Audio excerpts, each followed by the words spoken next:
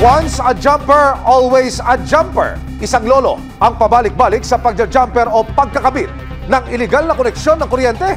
Ayon mismo sa isa niyang kabarangay, may schedule pa raw ang pagtanggal at pagbalik ng matanda ng mga linya para hindi mahuli. Lolo, FYI, binabayaran po ang kuryente at ginagawa ninyo, malinaw na krimen yan. Isang informant ang lumapit sa resibo para i-report ang isang residente sa Pasig City. Ang residente kasi, 38 years na raw na iligal ang koneksyon ng kuryente? What? Paano niyo ho isinasagawa yung pagkawit nitong kuryente para ho dayain yung kuryente? Dati po kasi gumagamit siya ng hagdan sa pag-akyat niya. Pero ngayon po, ang ginagawa na niya, tumatapak siya sa kabilang bahay, patungo dito sa kabilang bahay para makapag-tap siya. Ang resibo ni Marian, isang CCTV footage kung saan caught in the act ang pagja-jumper. Smile for the camera, Lolo! Siya yung nakaputi doon? Sa ibabaw? Ayun, parang si Spider-Man. Opo po, sa itaas po. Opo. Siya po yan, umaakyat po. Umaakyat? Opo, sa kabilang bahay. Anong oras po yan? Umaga, tinatanggal nila 8 or 9. Sa hapon, nagkakabit sila 4 or 5 po, 30. Okay. Saan? Siya yung nakaubad? Opo. Ay, malakas pa ho yan. 65. Tuloy-tuloy pa sa mga ano. Dagdag pa ni Marian, illegal na nga ang koneksyon ni Lolo Jumper. Nagpapabayad pa raw siya ng 600 pesos kada buwan sa mga illegal ding nakakonekta sa kanyang linya. Kumikitang kabuhayan tayo dyan. Taya? Minsan may narinig ako, may 600, may 200, buwan-buwan. Bakit ka magbabayad? Ay, nakaw yung kuryente. Pag hindi nagbabayad, inaaway. Kahit hapong gabi, kahit umaga, madaling araw. Inilapit ng resibo ang hinaing ni alias Marian sa electric service provider ng Meralco. Agad namang tumugon ang kumpanya.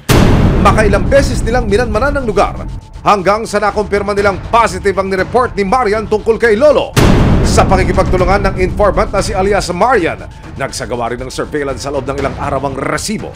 Para madokumento ng resibo ang reklamo, nagtanim po kami ng kamera sa ikalawang palapag ng isang bahay sa harapan mismo ng mga kawad ng kuryente kung saan po ikinakabit ng inirereklamong lalaki ang jumper.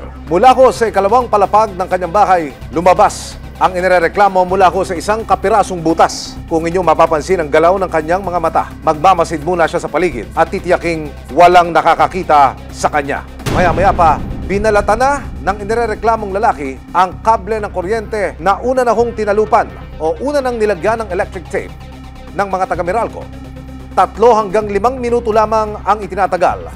Nagiging matagumpay na ang inirereklamong lalaki sa pagkabit ng jumper at sandali siyang titigil para magmasid sa paligid. Pagkatapos nito, muli po siyang babalik at susuot ang kanyang sarili doon sa butas, papasok sa bahay. Pagkatapos ng kanyang third attempt, parang magic, let there be light. Ayon sa tagapagsalita ng Meralco, hindi raw nila tinitigilan ang mga nagnanakaw ng kuryente sa iba't ibang komunidad sa Metro Manila. Sir Job, ano ba ang epekto unang-una sa komunidad kapag meron hong gumagamit ng jumper? This is a criminal act kapag ikaw ay nahuli, no?